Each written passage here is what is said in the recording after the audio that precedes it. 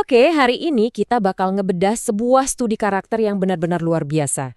Kita akan ngebahas anatomi dari seorang pria yang tadinya cuma warga biasa yang muak sama keadaan, tapi kemudian melewati batas dan berubah jadi seorang pahlawan jalanan atau vigilanti yang sama sekali nggak punya belas kasihan.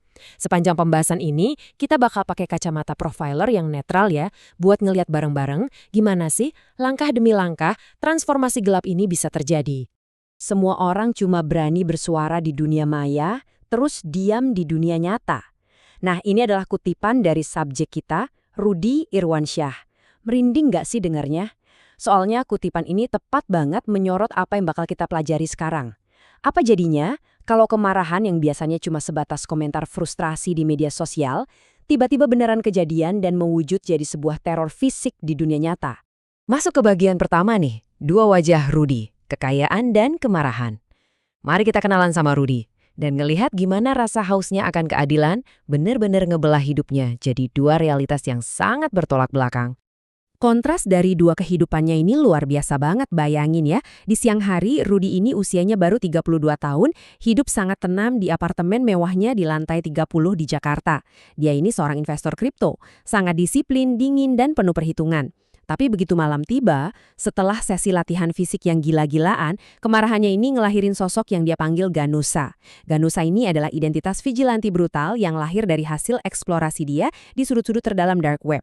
Rasa pengen banget negakin keadilan dengan tangannya sendiri, itu yang mendorong transformasi ekstrim ini.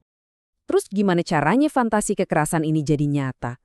Daftar belanja dark webnya ngejelasin semuanya.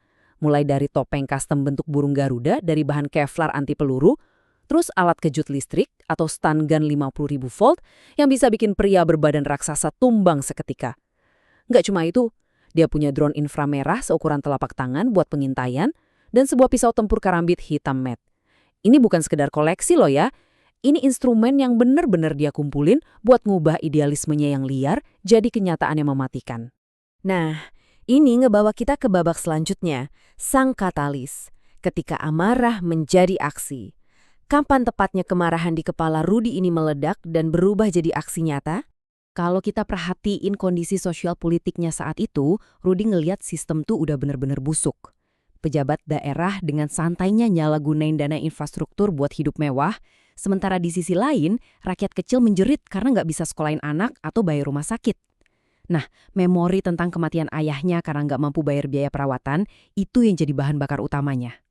Ingat ya, kita di sini sama sekali nggak membenarkan metode kekerasannya, tapi penting banget buat kita paham kalau lingkungan yang korup inilah yang memicu rasa keadilan absolut di dalam diri Rudy. Tapi, tahu nggak apa yang paling ngeri? Metodenya. Rudy ini nggak pernah bergerak impulsif. Dia pakai pola pikir dingin seorang investor kripto tapi buat memburu manusia.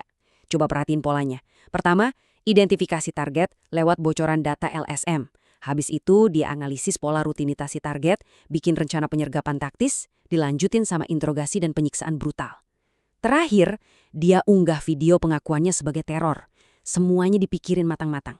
Sangat rasional, kalkulatif, dan tanpa emosi sama sekali. Oke, sekarang kita bahas eksekusi pertama, Irwan Santosa. Ini adalah momen krusial, titik awal di mana mental Rudy mulai jatuh ke dalam kegelapan dan sosok investor itu pelan-pelan diambil alih sepenuhnya oleh sang vigilante. Di sini, kita bisa perhatiin proses penguntitan Rudy yang luar biasa sabar. Dia memetakan jadwal Irwan pakai drone. Jam 8 malam, makan di restoran mahal. Jam 10 malam, masuk ke klub karaoke. Jam 1 pagi, target keluar dalam kondisi mabuk berat. Dan disinilah dia nemuin celahnya. Tepat di jam 1.15 pagi di area polisi tidur yang sepi sebelum masuk ke rumah mewah si target yang ternyata nggak dijaga ketat. Rudy berhasil nemuin titik lemah yang paling sempurna. Tepat sebelum bertindak, Rudy sempat bergumam. Kalau sistem nggak bisa ngasih keadilan, maka aku sendiri yang akan memberikannya. Ini poin yang sangat penting ya. Pembenaran diri atau rasa self-righteousness ini yang ngebikin seseorang ngerasa sah-sah aja ngelakuin kekejaman yang luar biasa karena di kepala mereka ngerasa lagi ngelakuin kebaikan yang jauh lebih besar. Nah, jarak antara niatnya yang idealis dan realitas tindakannya yang brutal itu kelihatan banget dalam 20 detik penyergapan ini. Bayangin, di jalanan yang gelap, mobil target melambat pas ngelewatin polisi tidur. Tiba-tiba pintu van putih kebuka, stungun ditembakkan ke leher sopir, dan langsung ke tubuh Irwan. Terus, sebelum ada yang sadar apa yang terjadi, target udah diikat di dalam karung hitam dan dibawa ke gudang tua. Bener-bener cepat, efisien, dan menakutkan banget. Dan apa yang terjadi setelahnya? Jujur aja, ini kelam banget. Selama 2 hari berturut-turut, Rudy ngelakuin penyiksaan konstan. Dari sengatan listrik sampai sayatan pakai pisau karambitnya. Interogasi ini pada akhirnya ngasilin daftar nama-nama pejabat yang jabatannya jauh lebih tinggi. Begitu dia dapat apa yang dia mau, Ganusa menyayat leher Irwan di depan kamera. Terus rekaman teror itu disebarin ke seluruh penjuru negeri. Ternyata, kematian Irwan Santosa itu bukan akhir dari segalanya. Kita masuk ke babak eskalasi, membangun jaringan bayangan. Aksi pembunuhan itu merembet jadi sesuatu yang benar-benar mengguncang pilar terdalam sistem politik sebuah negara. Jadi gini, Ganusa sadar dia nggak mungkin bisa ngancurin korupsi skala nasional sendirian. Makanya dia mulai ngebangun jaringan bayangan. Coba lihat siapa aja yang direkrut. Petugas kebersihan gedung DPR, jurnalis lepas, sampai asisten politik tingkat rendah. Kenapa mereka? Alasannya simpel, karena mereka sering nggak dianggap ada. Mereka punya akses ke ruangan rahasia, dokumen bocor, dan denderin percakapan pribadi. Mereka semua diikat sama sumpah diam, dengan ancaman kematian kalau sampai berani berkhianat. Dan semua infiltrasi tingkat rendah tadi, puncaknya ada di satu angka, 5. Yah, Ganusa sama timnya udah nggak main-main lagi ngincer pejabat daerah satu persatu. Mereka secara serentak mengeksekusi 5 anggota parlemen pusat yang punya kekuatan besar. Ini udah bukan sekedar pembunuhan lagi ya. Ini ibarat shock terapi sistemik yang bikin roda pemerintahan lumpuh total dalam semalam.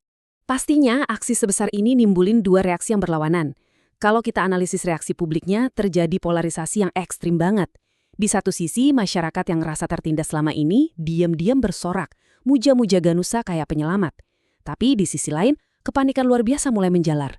Orang-orang takut hukum udah nggak ada harganya, dan ketidakstabilan politik ini langsung bikin nilai tukar rupiah anjlok serta ekonomi hancur lebur. Jadi terbukti ya, keadilan main hakim sendiri ini bawa harga yang sangat mahal. Pada akhirnya, sehebat apapun sistem bayangan yang Rudy bikin, semuanya tetap bergantung sama stabilitas mental manusia. Dan kehancuran mereka justru berawal dari sana.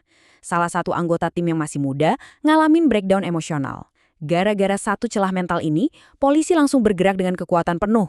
Mereka menggerebek markas, nangkap sebagian besar anggota, dan ngancurin seluruh jaringan itu sampai tak bersisa.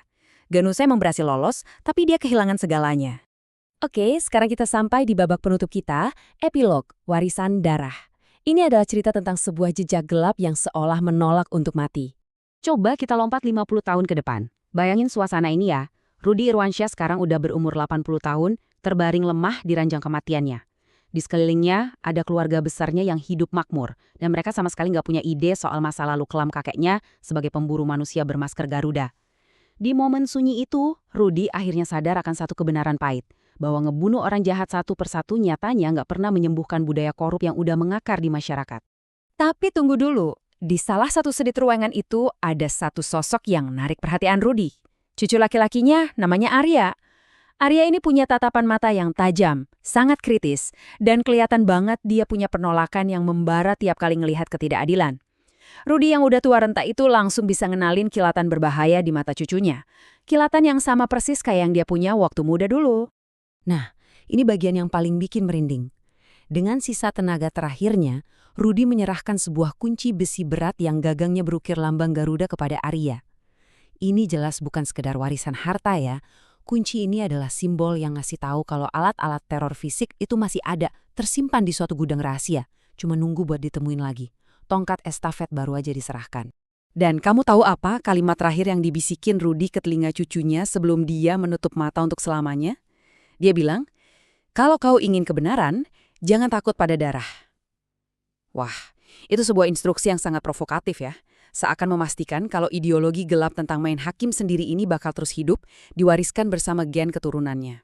Dan hal ini ninggalin kita sama satu pertanyaan besar yang ngegantung banget. Apakah warisan kelam Ganusani ini benar-benar mati seiring dengan hembusan nafas terakhir Rudy Irwansyah? Atau jangan-jangan di tangan Arya, sang Garuda udah siap buat terbang dan berburu lagi? Terima kasih banyak ya udah ngikutin eksplorasi materi yang luar biasa ini bareng saya. Selalu perhatikan sekeliling kalian dan sampai jumpa di pembahasan mendalam kita selanjutnya.